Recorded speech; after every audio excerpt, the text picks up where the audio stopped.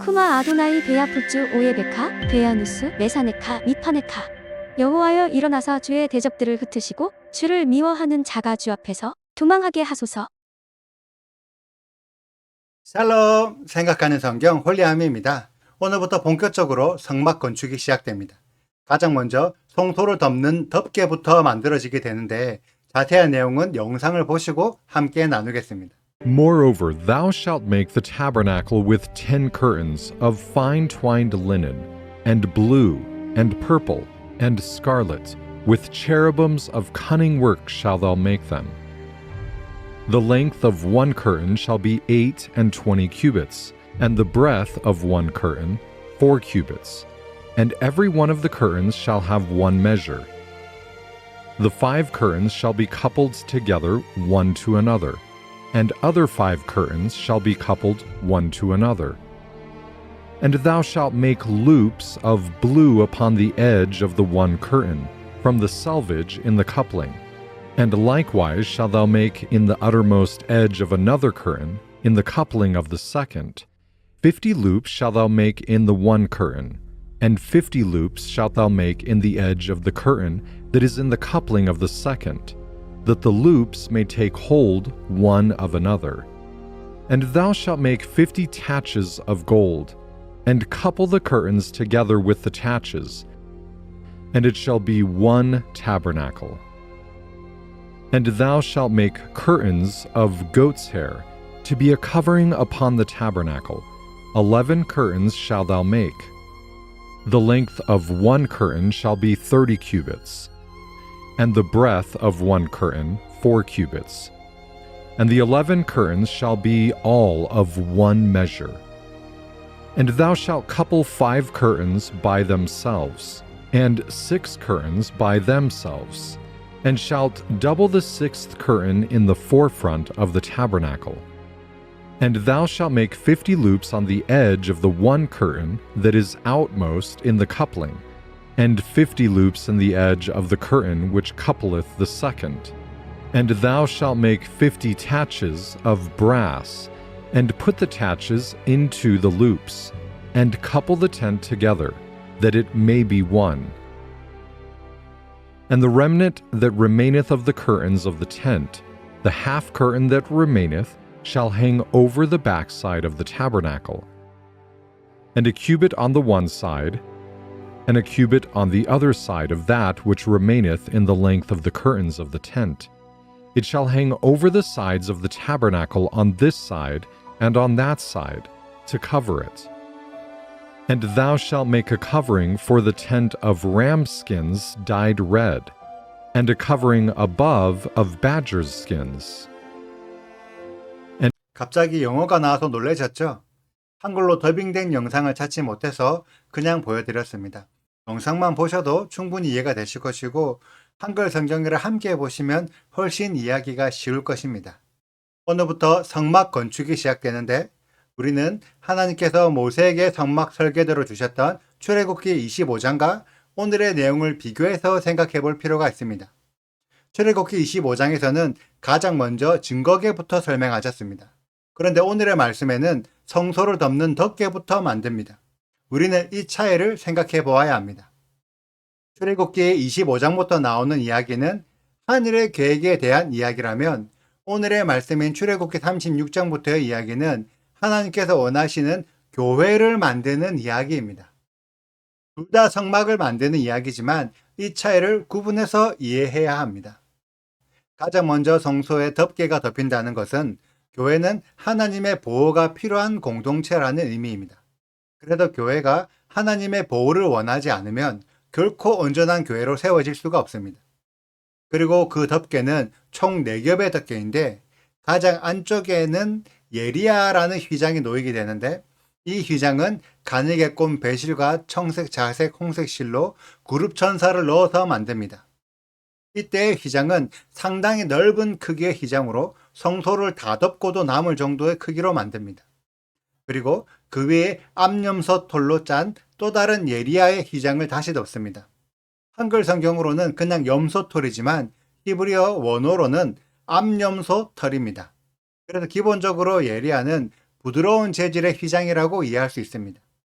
다시 그 위에 붉게 물들인 순양의 가죽으로 미크시아의 덮개를 덮습니다. 그리고 마지막으로는 해달의 가죽으로 만든 가장 단단하고 질긴 미크시아의 덮개를 가장 위에 덮습니다. 결국 성소는 두 장의 부드러운 예리야 휘장과 두 장의 단단한 미크시아의 덮개를 덮어서 성소를 보호합니다. 그런데 왜 성소에는 굳이 네 장의 덮개를 덮어야 했을까요? 부드러운 한 장의 예리야 휘장과 단단한 한 장의 미크시아의 덮개로도 충분하지 않았을까요? 그래서 저의 개인적인 견해로는 이 네 장의 덮개는 하나님께서 뭔가 특별한 의미를 부여하셨다라고 생각합니다. 어떤 의미를 부여하셨는지는 각자가 하나님의 마음을 받아보는 것도 좋을 듯 합니다. 저의 경우에는 하나님께서 성소를 바라보시는 시선과 사람이 성소 안에서 하늘을 바라볼 때의 시선이 다르다고 생각하는데요. 하나님께서 성소를 바라보실 때는 가장 먼저 해달의 가죽, 순양의 가죽, 암염소 털 휘장, 그룹 천사의 휘장 순으로 바라보게 될 것이고, 사람이 성소 안에서 하늘을 바라볼 때는 가장 먼저 그룹 천사의 휘장, 암염소 털의 휘장, 순양의 가죽, 해달의 가죽 순으로 바라보게 될 것입니다. 제 개인적으로 어떤 의미를 부여해 보자면, 하나님께서는 해달의 가죽처럼 튼튼하고 강력한 이스라엘을 만들고 싶어 하시는데, 그러기 위해서는 붉게 물들인 예수아의 희생이 필요하고, 그로 인해 예수아의 신부된 백성들을 만들어서 그룹 천사들이 거주하는 영원한 하나님의 나라를 완성하고 싶으시다고 생각합니다. 이렇게 하나님의 시선대로 각각 의미를 부여해서 이해할 수도 있는 거죠. 반대로 사람이 하나님께 나아가기 위해서는 먼저 하나님을 경외함으로 두렵고 떨림이라는 예리야의 단계를 시작해야 합니다. 그리고 하나님을 경외하는 자들은 자신을 정결한 그리스도 신부로 만들기 위해 구별되는 단계로 나아가야 합니다. 구별됨을 통해서 예수와의 희생과 예수와의 가르침을 받아들이고 예수와 같은 수준의 단단함으로 자신의 믿음을 단련해야 합니다. 그렇게 단련된 그리스도의 신부들은 이제는 새 예루살렘에 싸우는 병사가 되어 하나님의 나라를 이 땅에 풀어내는 사명을 감당하게 됩니다. 이러한 믿음의 성장 단계를 거쳐야만 여호와 하나님께 나아갈 수 있다고 생각합니다. 이런 해석은 저의 지극히 개인적인 해석으로 모든 사람이 이렇게 이해해야 한다고 생각하지는 않습니다. 다만 우리가 가져야 할 믿음에도 단계가 있기 때문에 그에 맞는 성장은 반드시 필요하다고 생각합니다. 오늘의 말씀을 통해서 우리는 성소의 덮개에 대해 알아보았습니다. 이 덮개가 교회라면 하나님께서 세우신 교회는 성도들을 더욱 단단한 믿음으로 성장시켜야 할 의무가 있습니다. 그리스도를 믿는 믿음이 전부가 아니라는 것이죠. 그 믿음으로 이제는 무엇을 할 것이냐? 해달의 가죽은 순양의 가죽을 보호하고 순양의 가죽은 암염소 털의 휘장을 보호하고 암염소 털의 휘장은 그룹 천사의 휘장을 보호합니다. 그리고 그 그룹 천사의 휘장은 가장 큰 사이즈를 가지고 있습니다. 결국 믿음의 사람들은 자신보다 연약한 믿음을 가진 사람을 보호하며 그들을 더 단단한 믿음으로 성장시켜 줄 책임이 있다고 생각합니다. 이러한 훈련 과정들이 교회 안에서 이루어져야 합니다. 교회는 싸우는 병사를 만들어내는 군사훈련소와도 같습니다. 성도를 끝까지 보호하는 것이 목적이 아니라 처음에는 그들을 보호하고 그리고 그들을 성장시켜서 이제는 싸움의 장소로 파송해야 합니다. 그렇게 파송된 자들이 예수와의 제자들이었고 사도 바울이었습니다. 자신을 키워준 교회를 떠나 새로운 믿음의 사람들을 만들어내고 믿음이 연약한 자들에게는 단단한 믿음을 전수해 주었습니다. 홀리아미 가족들도 네 겹의 덮개들을 통해 우리가 어떤 신앙으로 성장하는 것을 하나님이 원하시는지 그리고 그 신앙으로 우리가 무엇을 하길 원하는지 생각해 보시고 그 사명을 기쁨으로 감당하는 우리들이 되었으면 좋겠습니다. 오늘의 영상도 끝까지 들어주셔서 감사합니다. 오늘의 말씀 읽으시고 궁금하신 부분 또 질문이 있다면 언제든지 댓글로 남겨주세요. 오늘도 감사합니다. 샬롬! 일하는 사람 중에 마음이 지혜로운 모든 사람이 열폭 휘장으로 성막을 지었으니 곧 가늘게 꼰배의 실과 청색, 자색, 홍색 실로 그룹들을 무늬 놓아짜서 지은 것이라.